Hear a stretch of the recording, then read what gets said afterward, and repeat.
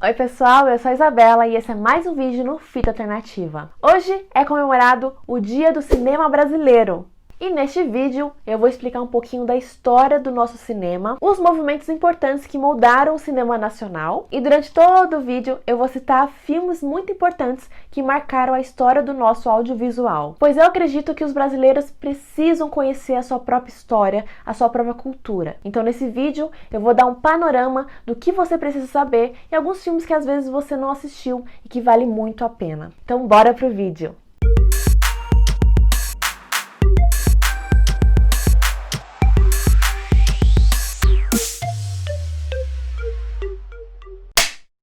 Bom, 19 de junho é comemorado o Dia do Cinema Brasileiro e é muito importante para nós brasileiros valorizarmos as nossas produções e parar com essa síndrome de vira-lata falando que filmes estrangeiros são muito melhores, filmes brasileiros não tem nada de bom. Não, gente, não tem nada disso. O nosso cinema é maravilhoso, tem filmes incríveis. Então nesse vídeo eu vou dar um panorama do que é importante vocês conhecerem mais do cinema brasileiro, porque às vezes você não conhece muito, conhece alguns filmes ali, aqui, os mais conhecidos, mas não sabe a história, de onde vêm essas influências, né? Então pode deixar, eu fiz um resumo bem legal e eu espero que vocês gostem. Então vamos lá. Bom, para começar, o cinema brasileiro passou por vários períodos históricos. As obras cinematográficas incorporaram muito várias questões, contexto social, político, econômico e cultural do país. E a gente tem um cinema que critica muito a nossa realidade, mas também é uma ótima fonte para criar histórias de ficção. Os primeiros filmes gravados no Brasil foram mais curtas documentais. O primeiro longa-metragem foi lá para 1914, chamado O Crime dos Banhados, do Francisco Santos. Mas por muitos anos no Brasil, as únicas produções que apareciam na sala de cinema eram filmes europeus. Isso mudou na Primeira Guerra Mundial, quando o mercado nacional teve mudanças estruturais. Teve uma diminuição de produções europeias e chegou aqui as produções norte-americanas, os filmes hollywoodianos, o que acabou enfraquecendo também o cinema nacional. O público brasileiro se adaptou ao estilo de cinema norte-americano, principalmente essa narrativa linear que tem começo, meio e fim e sempre finais felizes. E essa influência intensificou lá para os anos 30 e 40. E quando começou a ter produções nacionais, foi através do Cinédia, que foi o primeiro grande estúdio no Brasil. A Cinédia fazia filmes que lembravam filmes de Hollywood, ou seja, fazia musicais grandiosos, romance, e uma das principais artistas era a Carmen Miranda. Agora, nessa época de 30 e 40, os filmes mais relevantes da época foram Limite, de 1931, que é do Mário Peixoto, e é o Alô Alô Brasil. Aí depois veio a criação do Estúdio Veracruz, que foi o verdadeiro marco cinematográfico brasileiro. Foi nesse estúdio que o primeiro filme brasileiro ganhou um prêmio no Festival de Cannes, que é o Cangaceiro, de 1953, do Lima Barreto. Além disso, teve as comédias do Mazzaropi, que foi um grande sucesso de público. E aí depois disso chegou as chanchadas, que não é pornô chanchada, tá? É chanchadas mesmo. As chanchadas foram comuns no Brasil entre 1930 a 1960, que surgiu através do estúdio Atlântida Cinematográfica. O nome chanchada significa porcaria na língua espanhola, porque tinha esse humor malicioso, e eram produções que tinham muita comédia, musicais e que tinham elementos de filmes policiais. As chanchadas tiveram muito apelo popular, que levava um público muito grande para o cinema. Mas a crítica especializada não curtia as chanchadas, achavam que eram filmes ruins, mal produzidos, que não traziam alguma coisa artística. Um dos principais filmes na época das chanchadas foi O Mundo é um Pandeiro e Carnaval no Fogo, de 1949. Mas aí, queridos, entra o cinema que mudou o Brasil e que, assim, para mim é um movimento incrível, muito importante, que é o cinema novo. Durante os anos 60 e 70, um grupo de cineastas queria fazer algo diferente para o cinema. Com influências do neorrealismo na Itália e também a Nouvelle Vague na França, se tornou o cinema novo aqui no Brasil. Esses jovens cineastas começaram a questionar por que o Brasil estava fazendo uma indústria totalmente hollywoodiana, sem identidade. Então começou a aparecer filmes com temáticas mais políticas, sociais e populares. Um dos filmes precursores do cinema novo foi o filme Rio 40 Graus, do Nelson Pereira de Santos. O Glauber Rocha era um dos principais cineastas, desse movimento.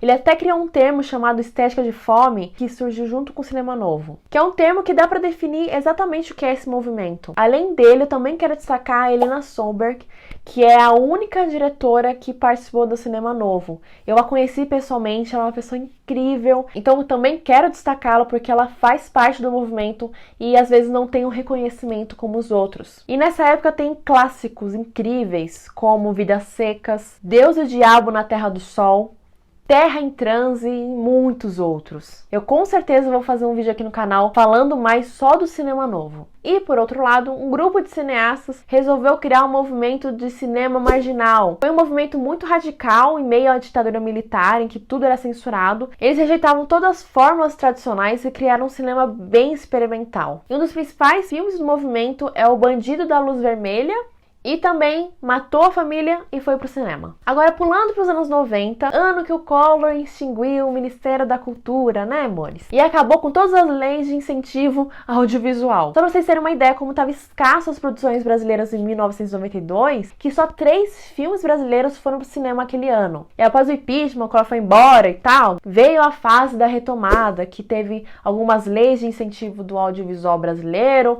e foi aí que surgiu vários clássicos, como Central do Brasil, O Quatrilho, Cidade de Deus, O Alto da Compadecida. Esses filmes da retomada têm em comum destacar bastante essa desigualdade no Brasil. Mostram a miséria, o que retoma um pouco as influências do cinema novo, e também foi uma fórmula que fez o Brasil ser reconhecido mais lá fora, em festivais e até no Oscar. E o fim dessa fase de retomada para com o sucesso do Cidade de Deus, em 2002. E aí entra a pós-retomada do cinema brasileiro, que o Brasil começou a ter produções mais vendáveis para o mercado, que são as conhecidas comédias populares, que passaram lá para Globo Filmes, né, das novelas da Globo, mas também com uma estética de blockbusters hollywoodianos, que tem como objetivo atrair grandes massas. E daí saiu sucessos como Minha Mãe é uma Peça e também De Pernas pro Ar. Esses filmes também têm que ter o seu reconhecimento, eles têm seu público, então eu acho que não tem que diminuir essas produções, eu acho que tem que ter cinema para todo mundo. Mas além desses filmes de blockbuster,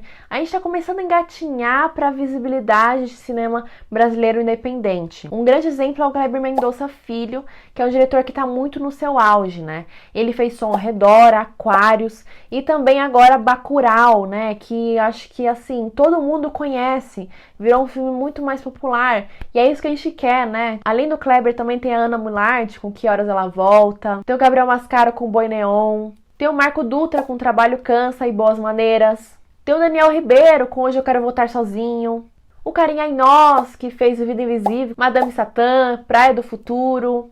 Tem o Ardilês Queiroz, que fez O Branco Sai, O Preto Fica, que é um filme, assim, que critica bastante sobre o racismo. E o Ale Abreu, que fez O Menino e o Mundo, uma animação brasileira. Aliás, a primeira animação brasileira que concorreu ao Oscar. E esse filme também é muito importante pra mim, porque eu produzi um documentário falando sobre O Menino e o Mundo e da trilha sonora dele. Eu conversei com o Ale Abreu, conversei com vários músicos, né, que fizeram parte.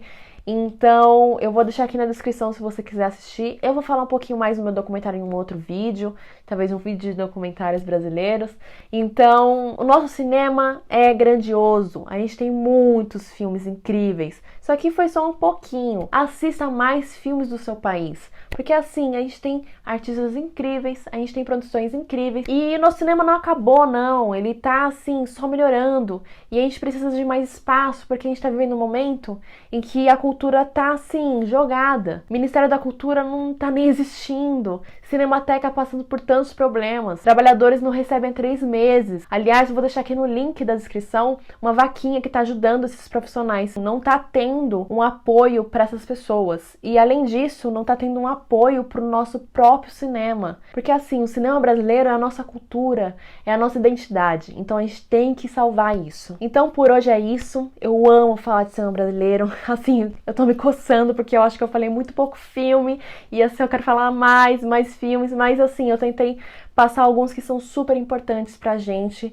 conhecer. Lógico que tem alguns que são mais desconhecidos, que eu posso dar mais visibilidade aqui, e com certeza eu vou dar. A gente pode gostar muito bem de um filme norte-americano, mas também gostar do nosso cinema. Porque assim, é lindo o cinema mundial. Então por que desmerecer um? Ainda mais a sua própria cultura. E bom, se você gostou desse vídeo, não esquece de curtir, de comentar e compartilhar com seus amigos, de ativar o sininho para receber notificações notificações de vídeos novos e não se esqueça de se inscrever no canal para esse canal aqui crescer. Muito obrigada, a gente se vê no próximo vídeo. Um grande beijo e tchau!